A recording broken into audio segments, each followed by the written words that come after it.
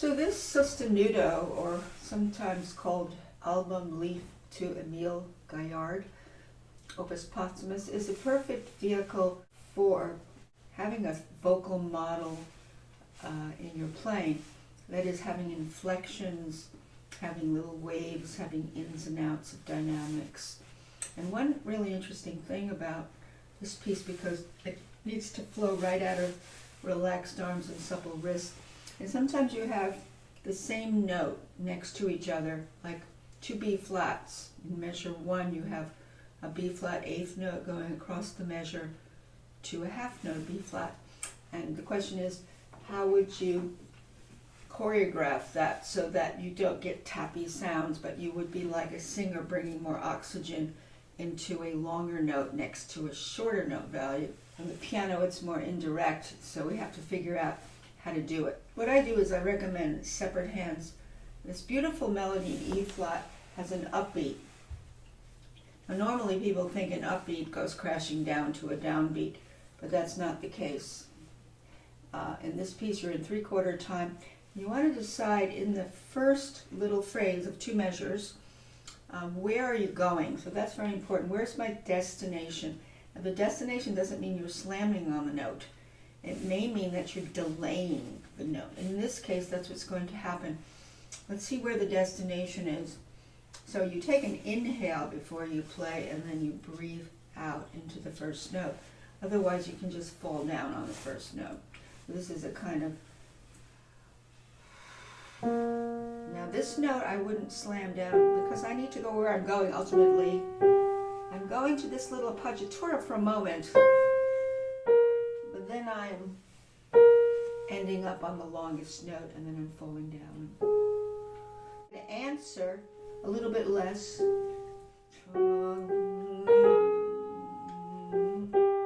And there again.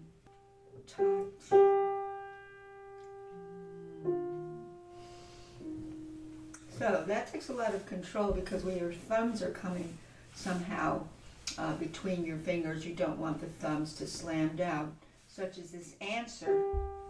This is the answer. Now we have another appoggiatura here, and now we have another short note to a long note. Repeat. And then we're falling down to that. Now what I'm going to do here is I'm going to make a crescendo all the way to the E flat, and then I'm going to fall down, so that's less arm weight. No, theme comes back, there to there. This time it has a dotted 8/16, so it's a variation of the opening. Still an answer.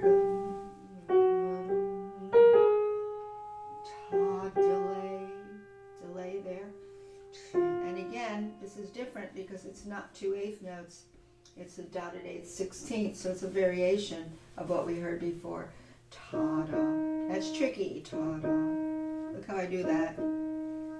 Ta-da. Ta-da. Because you want to avoid a tappy ha-ah. You want ta-da, ta-ya, ta-ya. You're really going to the long note, and this is a passing 16th, E flat going to the longer E flat. You have to know how to do that with your wrists and arms so that you don't get trapped on the thumb there. And the thumb, as I've shown in other videos, is very, very much from the wrist and very light, like that. So even if it's legato, it's still coming from the wrist. Ta-da. Then here. Now we make a crescendo here, so we don't want to start loud. We're going to there, and less, and all the way down. This is all diminuendo. So your peak was this, going to there, and then fall down to. It really falls down. There's quite a lot to do there in terms of how your flowing arms and wrists go into this music. and where you decide where your destination notes are, but they're not slammed and you don't tighten. If anything, you roll into them. That's another good word, rolling into the destination notes. There and finally, tolas, answered paggiatura, and fall down,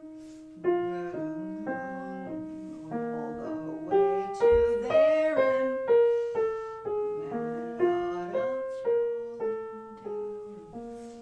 see, look how I roll to the G, roll to, it's a wrist roll. There, paggiatura, another paggiatura. But the second one is a longer note. Answer less, another paggiatura, ta-da. So I delayed that, ta-da, ta-da,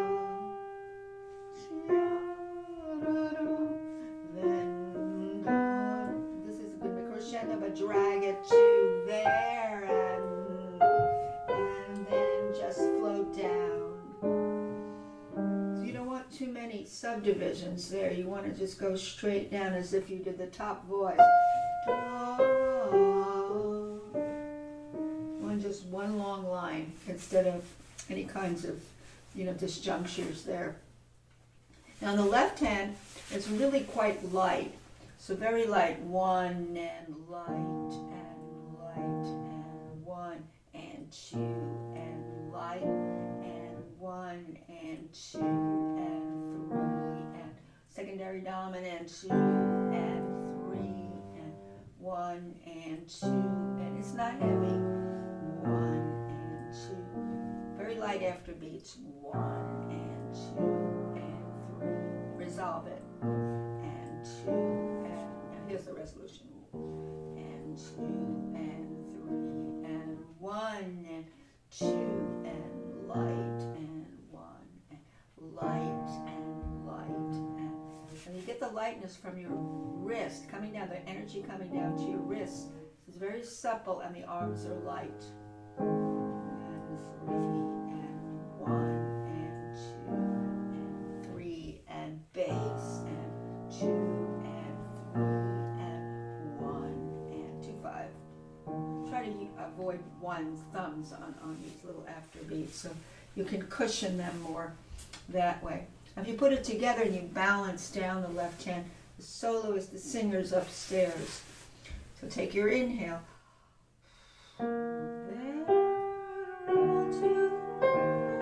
Push, delay that. Answer. It's less because it's answering the first two measures. Now we're getting ready for a longer phrase, so much longer.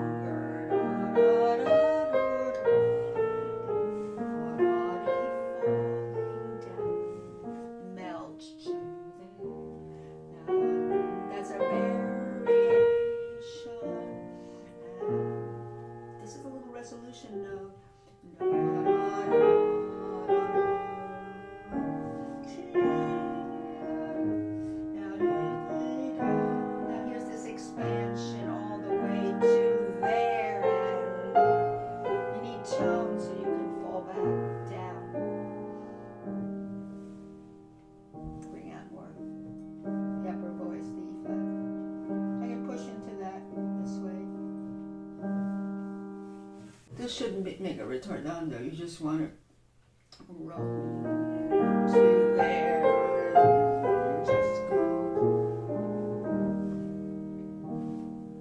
Now the second part, we flip the voices. We now have the interest in the left hand. The melody goes like a little cello part, and the right hand has the lightness. The right hand will have the chords, the accompaniment really. 1 and 2 and 3 and 1 and 2 and 3 and 1 and 2 and 3. Third beats are always light. 2 and 3. Secondary dominant. 2 and 3 and 1 and 2 and 3 and that's tricky there. Actually has Wonder why that's not tied, I guess. It's not tied in this music. And then 2-1, 3-1.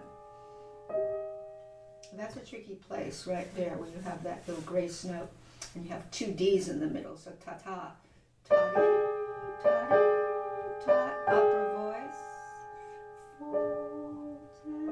So there, that's part of the melody there. But the more shiny melody is in the left hand in this B section. So you want to go deeper in the keys. Here's what I do. 1, 2, 3-1. Do a finger switch.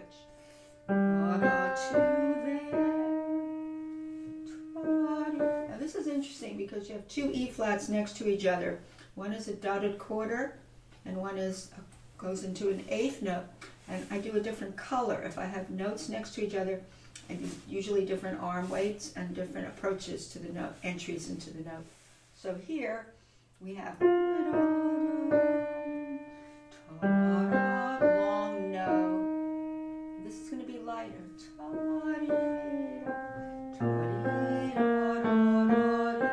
Answer that.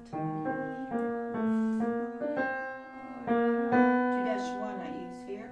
And roll 2. Here's a long note, dotted quarter. So the next E flat is less.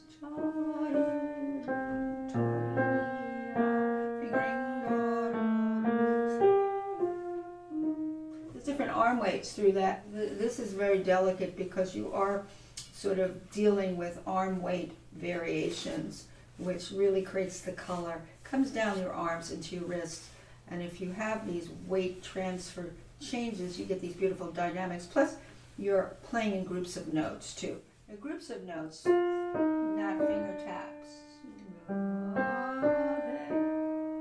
Lighter.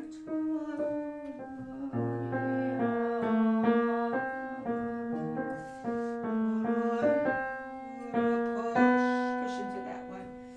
And go to there. Come out lighter. And go to that one. Of course, what's hard in the second section is to keep the right hand lighter than the left hand, because these are afterbeats, these are accompaniment chords, this is a harmonic enrichment, and you're really gearing your attention and your weight toward the left hand, such as light. You can see how I do that.